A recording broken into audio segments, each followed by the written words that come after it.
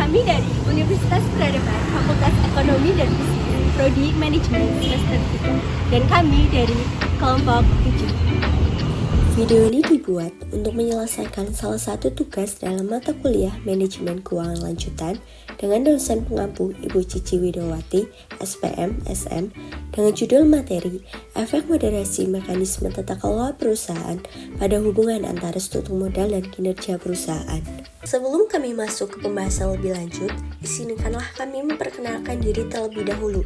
Yang pertama, saya sendiri atas nama Tiara Nur Fadilah dengan NIM 41223045. Selanjutnya ada Selvi Nur Febriani dengan NIM 41223049. Dan yang terakhir ada Novia Nesin dengan NIM 41223048. Baiklah, kami dari kelompok 7 akan mempresentasikan materi kelompok kami. Corporate governance memainkan peran penting dalam pengelolaan perusahaan, terutama dalam konteks hubungan antara pemilik dan manajemen. Dalam dunia bisnis yang semakin kompleks, struktur keuangan perusahaan yang diwakili oleh debt leverage menjadi faktor kunci yang mempengaruhi kinerja perusahaan dalam konteks corporate governance. Dewan direksi memiliki tanggung jawab untuk mengawasi manajemen dan memastikan bahwa kepentingan pemegang saham terjaga. Namun, tantangan dalam pemantauan seringkali muncul, terutama dari direktur non-eksekutif yang mungkin tidak memiliki kepentingan finansial yang kuat. Kinerja perusahaan diukur melalui indikator seperti Return of Equity atau ROE dan Return on Asset atau ROA. Dan banyak penelitian menunjukkan bahwa struktur dewan dapat mempengaruhi kinerja perusahaan, meskipun terdapat perdebatan mengenai pengaruh struktur modal terhadap kinerja. Teori keagenan menjelaskan konflik kepentingan antara manajemen dan pemegang saham, di mana utang dapat berfungsi sebagai mekanisme untuk mengurangi konflik tersebut. Latar belakang. Pada dasarnya, tata kelola perusahaan bertujuan untuk menjaga keseimbangan kepentingan antara investor dan pemangku kepentingan dalam perusahaan. Ini adalah metode untuk mengelola perusahaan dalam rangka mengurangi konflik keagenan, meningkatkan kepercayaan investor, niat baik perusahaan, kekayaan pemegang saham, dan peluang investasi. Hal ini juga memberi arahan yang benar kepada perusahaan bagaimana perusahaan harus bekerja dan diawasi. Masalah keagenan dalam penggunaan free cash flow atau VCV terjadi ketika pasar tidak efisien dan adanya asimetri informasi, sehingga manajer bertindak berdasarkan kepentingan dan kepentingan pemegang saham dengan mengabaikan kepentingan debt holders. Pemilihan struktur modal yang berorientasi nilai perusahaan seringkali bertentangan dengan kepentingan pihak-pihak yang terlibat. Shareholder berorientasi pada nilai ekuitas dan debt holder berorientasi pada nilai utang. Manajer dapat bertindak berdasarkan kepentingannya dengan mengabaikan kepentingan pemegang saham seperti Empire Building, Jensen dan McKinsey 1976.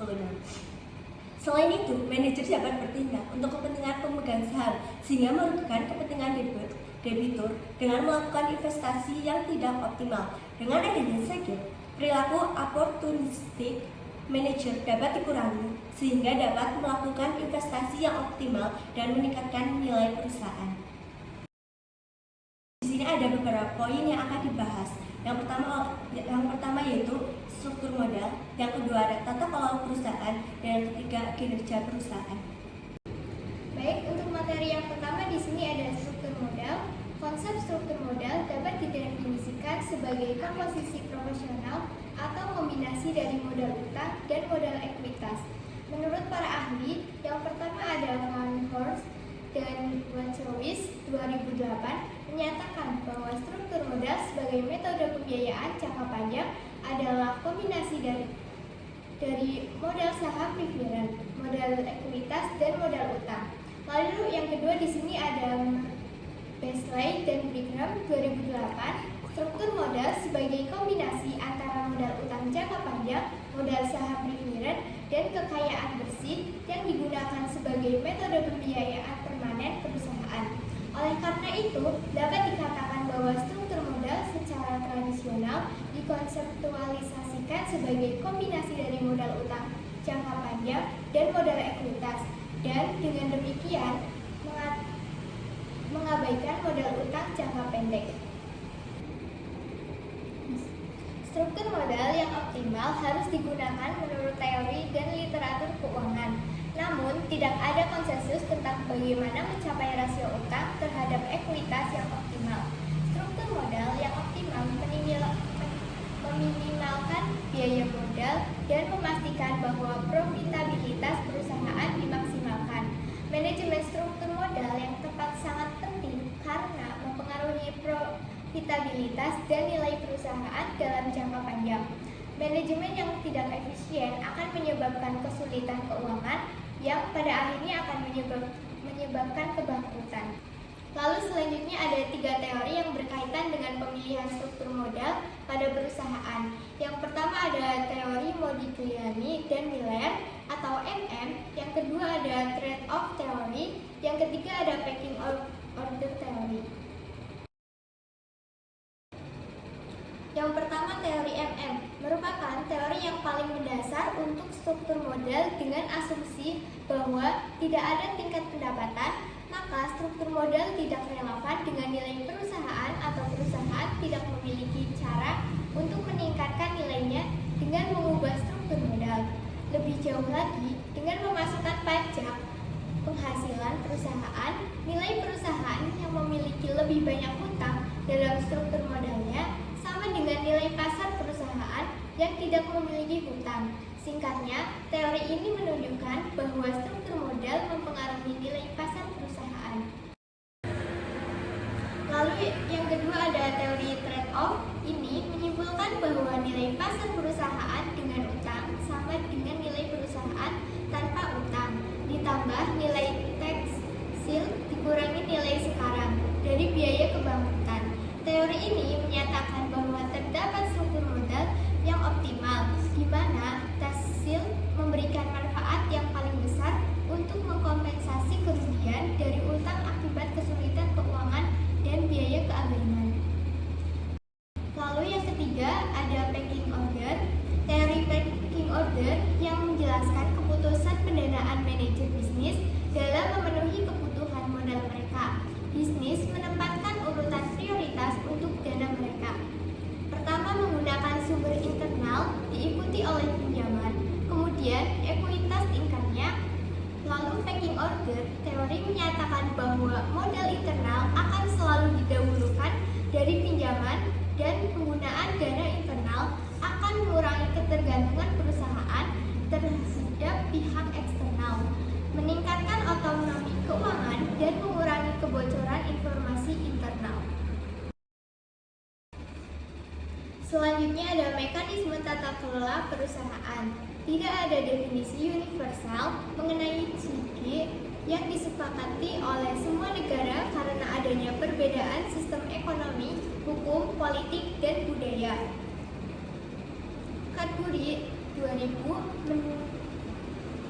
Cadbury pada tahun 2000 mendefinisikan Gini sebagai keseimbangan antara tujuan ekonomi dan sosial dan antara tujuan individu dan komunal untuk mendorong penggunaan sumber daya secara efisien dan sama-sama membutuhkan akuntabilitas atas pengelolaan sumber daya tersebut. Lalu di sini ada menurut Badagi dan Ahmad Por pada tahun 2010 mendefinisikan Gini sebagai filosofi dan mekanisme yang membutuhkan proses dan struktur untuk menciptakan nilai pemegang saham dan melindungi kepentingan semua pemangku kepentingan.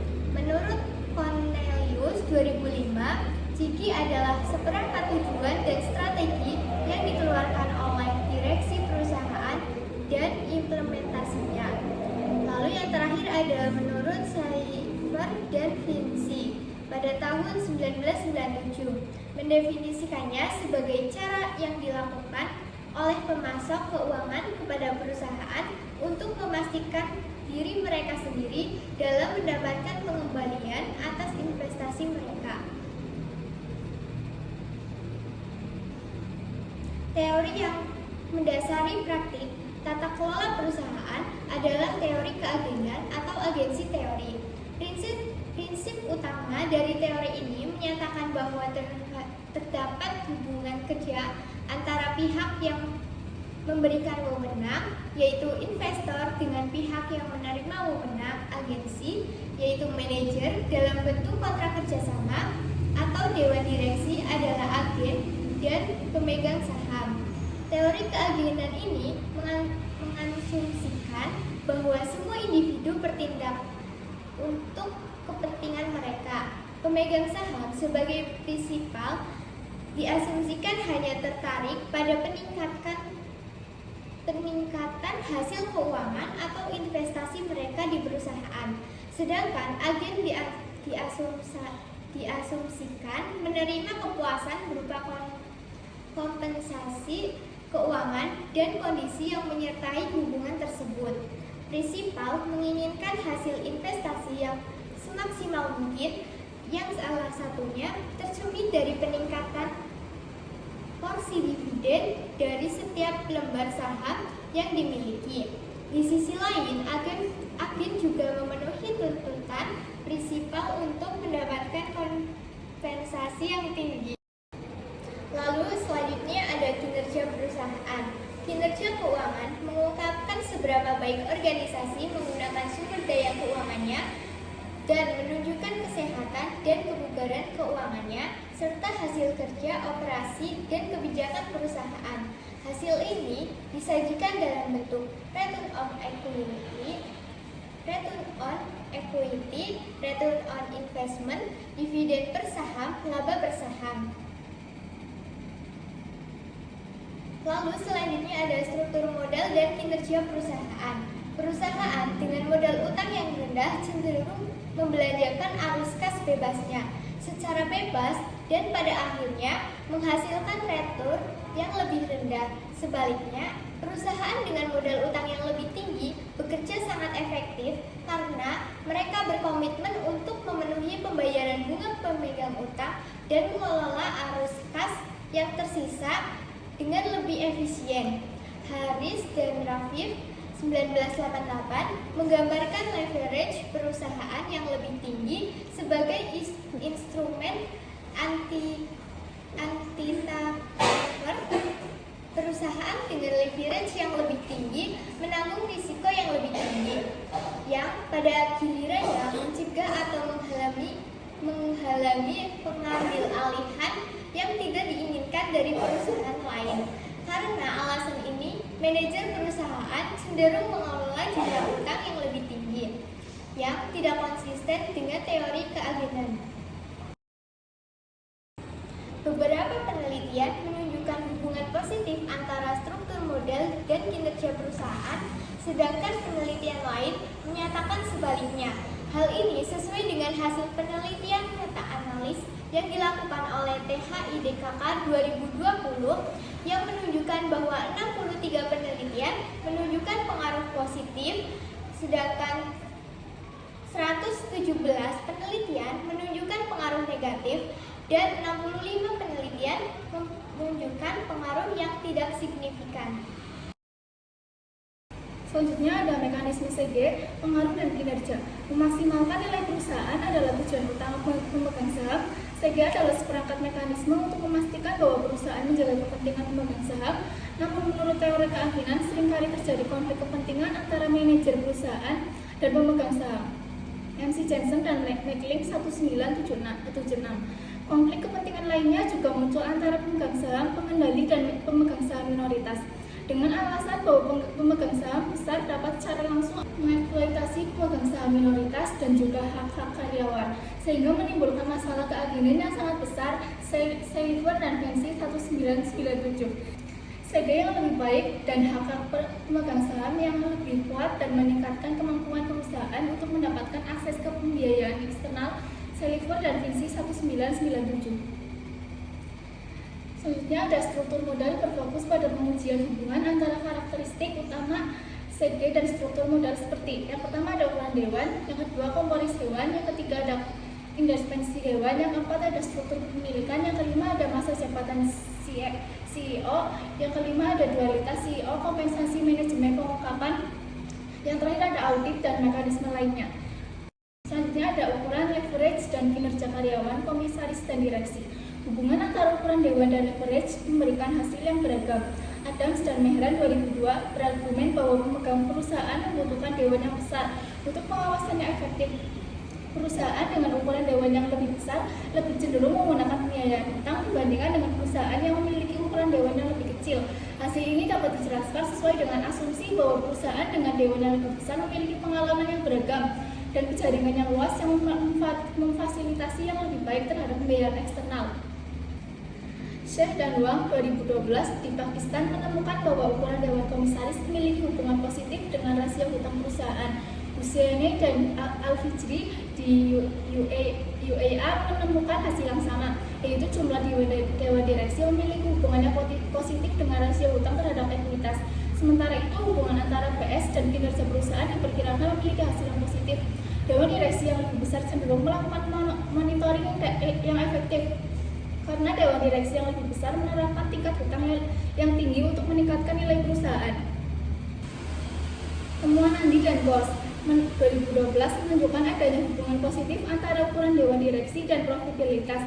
Dengan jumlah dewan direksi yang lebih besar, perusahaan memiliki kesempatan yang lebih luas untuk mendapatkan pendanaan investasi. Dengan berbagai pengalaman yang ada pada masing-masing direktur dapat menghasilkan proses keputusan yang lebih baik, sehingga menghasilkan kinerja perusahaan yang lebih baik. Selanjutnya ada ukuran komisaris, leverage, dan kinerja. Dewan komisaris sangat penting dalam mempengaruhi kinerja perusahaan, karena dewan komisaris yang independen dapat berpikir secara objektif tanpa memiliki kepentingan dengan berbagai pihak. Dewan komisaris ini dapat memberikan arahan strategis kepada perusahaan dan membantu pengambilan keputusan dalam pencapaian kinerja perusahaan. Hal ini sesuai dengan teori keagenan bahwa dewan komisaris memiliki tanggung jawab untuk melakukan pengawasan terhadap direktur perusahaan. Dewan yang lebih besar diharapkan dapat meningkatkan fungsi pengawasan dan penasihat perusahaan yang kurang baik, dengan demikian meningkatkan hasil perusahaan. Sheikh dan Wang 2012 menunjukkan bahwa ukuran dewan komisaris berpengaruh positif terhadap struktur modal. Pihak luar diharapkan dapat meningkatkan independensi manajemen dan meningkatkan kinerja perusahaan. Tugas dewan komisaris adalah mengawasi tugas operasional direktur dalam mengambil keputusan, terutama dalam pendanaan investasi. Oleh karena itu, semakin banyak jumlah dewan komisaris, maka pengawasan yang akan dilakukan akan semakin efektif dibandingkan dengan pengawasan yang hanya dilakukan oleh satu orang dewan komisaris. Konsentrasi kepemilikan, leverage, dan kinerja perusahaan. Hubungan antara konsentrasi kepemilikan dengan kinerja perusahaan dan beberapa penelitian terdahulu menunjukkan hasil yang negatif. Rashid dan Nadine 2014 menunjukkan hubungan negatif antara kepemilikan yang terkonsentrasi pada keluarga dengan kinerja. Ketika kinerja anggota keluarga terkonsentrasi, maka kinerja perusahaan akan menurun. Menurut Nawak dan Kubicek 2012 tidak menemukan hubungan antara konsentrasi dan kinerja pada perusahaan di Ceko.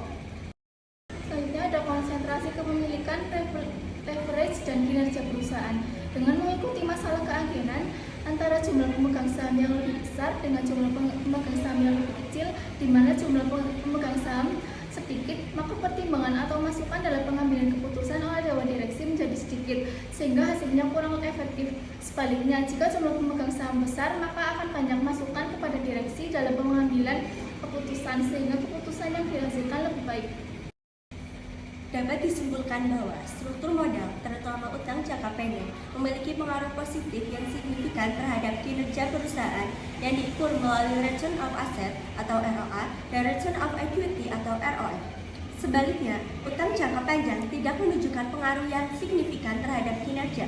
Corporate governance yang diwakili oleh ukuran dewan komisaris berperan penting dalam meningkatkan pengawasan dan kontrol terhadap keputusan manajemen. Meskipun ukuran dewan komisaris dapat memperkuat hubungan antara struktur modal dan kinerja, ukuran dewan dan konsentrasi kepemilikan tidak menunjukkan efek moderasi yang signifikan. Hal ini menunjukkan bahwa lebih banyak anggota dewan atau pemegang saham tidak selalu berkontribusi pada peningkatan kinerja perusahaan. Terima kasih kepada presentator yang sudah menjelaskan materi dengan baik. Sekian dari kami. Wassalamualaikum warahmatullahi wabarakatuh.